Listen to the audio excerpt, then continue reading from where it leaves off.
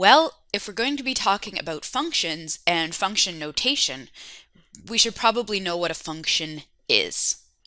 Basically, a function described either by an equation or by a graph will make a picture where there can be only one y value for any given x value. What this means is, if I hold a vertical line up to any of these 6 graphs, those that are functions will only cross that vertical line once. So this first one, holding up my vertical line, absolutely a function. The second one, if I hold a vertical line up, gives me a picture that crosses that vertical line more than once. So this one isn't a function. This is just a relation. The third one looks close, and certainly parts of it look like they are a function, but I can find parts of that relation where again I cross the vertical line more than once. This is not a function. Circles, also just relations, not functions. These last two, they're looking good. They are both functions. If I hold a vertical line up, the picture, described by an equation of course as well, only crosses that vertical line once. So again, every single one of these relations, functions or not, can be described by an equation. Both the graph and the equation show the relationship between two variables. We can rewrite it so that the y, the output of the equation, is written in this way. And we pronounce f open brackets x close bracket as f of x. Let me write that down. So this is f of x. What this means is we're varying x and the output is the y. In other words, y is a function of x. This notation, rather than writing y is equal to 3x plus 7, which is a valid way to write f of x equals 3x plus 7, simply another format that highlights to us that the variable we're changing is the x. Or rather, we're interested in the output of the function, what happens to the number on the right-hand side as I substitute in different values for x. We can have x appear once in the function, as we do in this first example, or maybe it appears multiple times, as it does in the second example. This means that when we substitute in different values for x, we have to replace each x with the number that we're interested in. Again, the output of the function, f of x, is the number we get once we've done the replacement. The output of the function is f of x. So in both of these I've used the letter f, but in fact f, while the most common, isn't the only letter we could use.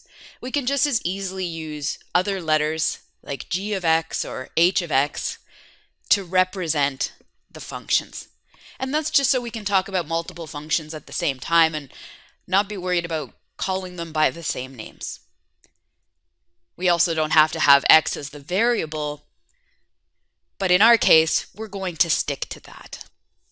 Which brings us to evaluating these functions at various values of x. So if we're given f of x is equal to 3x plus 7, and we're told to find f of 4, f at 4, that tells us that we're to take each x in the equation and replace it by the number 4.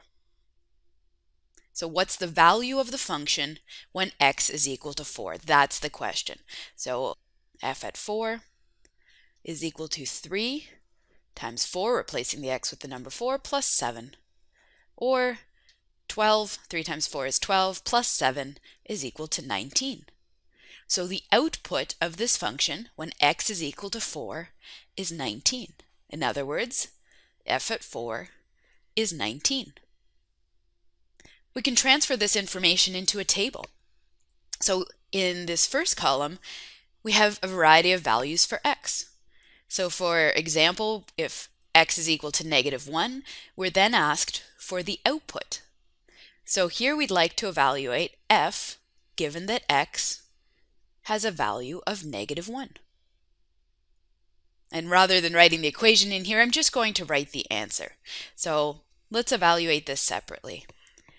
F at -1 tells us, well, I'm going to take the x's in the original equation and replace them with a -1. So we have 3 times -1 plus 7. In other words, -3 plus 7, or 4. So if x has a value of -1, f at -1 is equal to 4. In other words, we've found an xy coordinate. The xy coordinate that we found is -1, 4. We can use this information to draw a picture, to draw a graph of our function. Try the remainder here. What happens if I substitute in 0 for x? Well, we get 3 times 0 plus 7, or just 7. Try the next two. F at 1 has a value of 10, and if I substitute in 7, I find that f at 7 has a value of 28. So now we have 4 coordinates, which for a straight line, this function is a straight line, is 2 more than we need. And in fact, we'd already found one. We'd found the coordinate 4, 19. So we can plot these points on a graph, on a coordinate plane, connect the dots, and we have a picture of our function. So I've reproduced our table here using the same function, f of x is equal to 3x plus 7, the same table.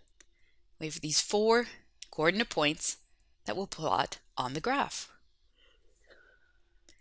So let's first graph the point -1, 4. So that's negative on the x-axis, -1 on the x-axis, and +4 on the y-axis. There's the point -1, 4. The point 0, 7 is 0 on the x-axis and 7 on the y-axis. So we're up here. For this particular function, f of x is equal to 3x plus 7, 2 points is enough. And that's because this is a linear function.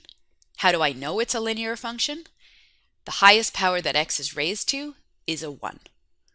So in this case, the 2 points were enough. I didn't have to graph 110 and 728 in order to get an idea of the relationship between x and y. This one's a little bit more complicated. In fact, what shape is this function going to be? Because the highest power that x is raised to is a 3, this is a cubic function. It's good to know what shape our graph is going to have before we start plotting points and connecting them so that we know how we should be connecting them. If you're not sure how to tell which function we have, go back to the general shape of functions video. In any case, for this particular question, all we're being asked to do is evaluate f of x for various values of x. Let's try a few of these. To evaluate f at -3, we drop -3 in for every instance of x. What you'll notice is that I put -3 in brackets, and that's going to become extremely important. Remember that there's a difference between -3 in brackets all squared, which means -3 times -3 and gives +9, and -3 not in brackets squared, which gives us -3 times 3, and therefore -9. Because all of x is squared and all of x is cubed, and our x has a value of -3, we have to be careful to put our value in brackets. For cubics, it doesn't matter. -3 cubed and with or without brackets gives us -27. But then we have -2 times -3 squared, so -2 times +9, and finally +4. There's a constant at the end. So we have -27 minus 18 plus 4, which gives a value of -41. Let's try a positive number. Let's find f at 1. Well, now I'll take 1 and cube it, subtract 2 times 1 squared, and finally add 4. That gives me 1 minus 2 times 1, or just -2, plus 4. And here we have positive 3. Try the remainder of the values of x to fill in this table. One thing I notice right away is that the numbers oscillate oddly. We go from negative 41 up to negative 12, up to 1, up to 4, and then suddenly we're down to 3 again, but then back up to 4, and then very rapidly up to 13, even though we've only varied x by 1. And this is common for cubic functions. Let's have a quick look at what this function looks like. We do find that although if x is equal to negative 3, and even when it's equal to negative 2, that it goes below y is equal to negative 3, we do find our points negative 1 and 1, right there, 0 and 4, 1 and 3, 2 and 4, and then when we hit to 3, we're headed up towards 13. So those values have given us a good idea of the key part of this function. The key part of the cubic function is where we have this whoop-de-doo in the middle, and that it increases as we continue increasing x. This function continues to increase up and to the right, and it continues to decrease down and to the left. These two weren't points on the graph. I was just highlighting the values of x. The only points from our table of values that fit onto the graph as I've captured it here are the 4 you see. And then finally, what if x is not a number? What if it also contains variables? Using function notation, this is very easy to do. So for this first question here, we're familiar with the first one. If we'd like to find the value when x is equal to 0, we simply substitute 0 into our function.